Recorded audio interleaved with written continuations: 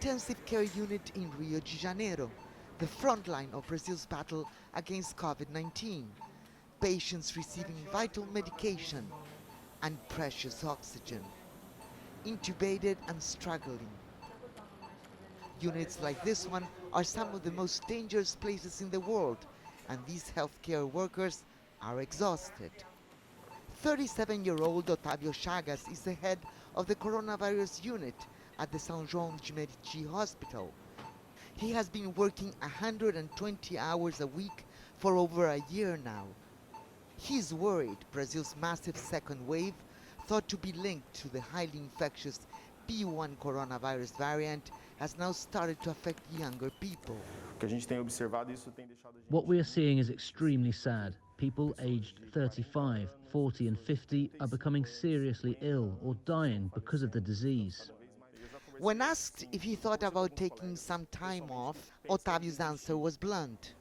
If we or anybody else on the medical staff abandon their on-duty shifts, who is going to do our work? The majority of hospitals across Brazil are near the breaking point. Medical supplies are running low, ICUs are at full capacity, and some patients can't get beds. Suffering from an almost total healthcare collapse, Brazil is now running out of doctors, nurses, and support staff. Why? Because so many have already died. Altair Soares, the hospital's director, says oxygen, medicine and antibiotics are periodically running out, but it's the death toll of health workers that has him most alarmed. So many health professionals have died from this disease in Brazil. The cost has been and remains tremendous for these workers who are living this pandemic day in and day out and seeing its effects firsthand.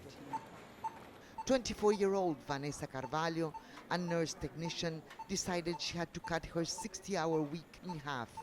She was mentally exhausted, but determined to keep working as much as she could. It's love that brings us to work. For me, it's not about the money. We are in the middle of a pandemic. If it were about the money, I would stay at home.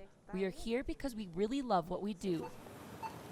In return, she says she would like people to take the pandemic more seriously and follow recommended safety measures. She says that, too, can save lives.